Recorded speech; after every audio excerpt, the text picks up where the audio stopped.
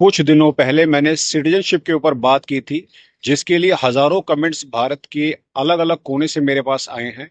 आज मैं उन्हीं बातों को अपहेल्ड करते हुए कंटिन्यूटी में बात करूंगा। भारत सरकार ने, मिनिस्ट्री ऑफ एक्सटर्नल अफेयर ने कहा था कि passport is a travel document. Passport कोई पुख्ता प्रूफ नहीं है सिटीजनशिप का। और कहा था कि अगर आपके पास आधार कार्ड है या वोटर आईडी कार्ड है, तो ये भी कोई पुख्ता प्रूफ नहीं है सिटीजनशिप होने का। और चार पांच डॉक्यूमेंट्स के बारे में गवर्नमेंट ऑफ इंडिया ने डिस्कशन किया था, लेकिन उसमें से किसी को भी स्पेसिफाई नहीं किया। आज हम भारत के जनता के सवालों को कंटिन्यूटी में बात करते हुए उन्हीं के सवालों को लेंगे। और सबसे पहली बात करेंगे, हजारों ऐसे लोग हैं, लाखों ऐसे लोग हैं हमारे देश के अंदर जिनके पास बर्थ सर्टिफिकेट नहीं है, लेकिन वो 1947 से पहले से भारत देश पे रह रहे हैं, यहाँ के निवासी हैं। तो क्या वो भारत के नागरिक नहीं है? निश्चित रूप से वो भारत के नागरिक हैं।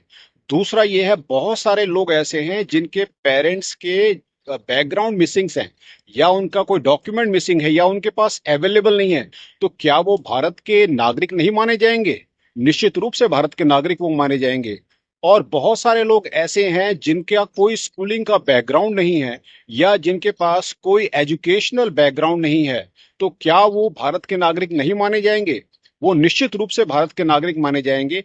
इस बारे में हमें इस बात को भी ध्यान देना है, हमारे देश में बहुत सारे एमपीज एमएलएज ऐसे हैं जिनका कोई स्कूलिंग बैकग्राउंड नहीं है, जिनका कोई एजुकेशनल बैकग्राउंड नहीं है, लेकिन वो फिर भी एमपीज हैं, एमएलएज हैं, और देश में सत्ता में हैं, सरकार चला रहे हैं। तो क्या वो भारत के नागरिक हैं? अगर वो लोग भारत के नागरिक हैं, तो भारत की आम जनता, अगर इनके पास कोई स्कूलिंग बैकग्राउंड नहीं है, तो वो भी भारत के नागरिक माने जाने चाहिए। चौथा, बहुत सारे लोग हमारे देश में ऐसे हैं जिनके पास प्रॉपर्टीज नहीं है, एसेट्स नहीं है। तो क्या उनको हम भारत का नागरिक नहीं मानेंगे? भारत सरकार को इसके बारे में विचार करना चाहिए। और वोटर आईडी कार्ड को लेकर के एक बहुत बड़ा कंफ्यूजन भारत देश के अंदर है। अगर वोटर आईडी कार्ड को हम एक पुख्ता सबूत के रूप में नहीं देखते, और उसी वोटर आईडी कार्ड के बेस पे वोटर अपना वोट कास्ट करता है, जिसके आधार पर सरकारें बनती हैं, चाहे वो स्टेट गवर्नमेंट हो चाहे सेंट्रल गवर्नमेंट हो, वो सरकारें लीगली वैलिड मानी जाती हैं, देश में सत्ता पे काबिज हैं और चलाती हैं। जब वो लोग वोटर आईडी कार्ड के आधार पर जो वोट कास्ट किया जाता है, उसको वो जब वो मान सकते हैं, तो वोटर आईडी कार्ड जिनके पास है उसको लीगल डॉक्यूमेंट मानने से इनकार क्यों? इसमें रूल्स में चेंज करने की जरूरत है।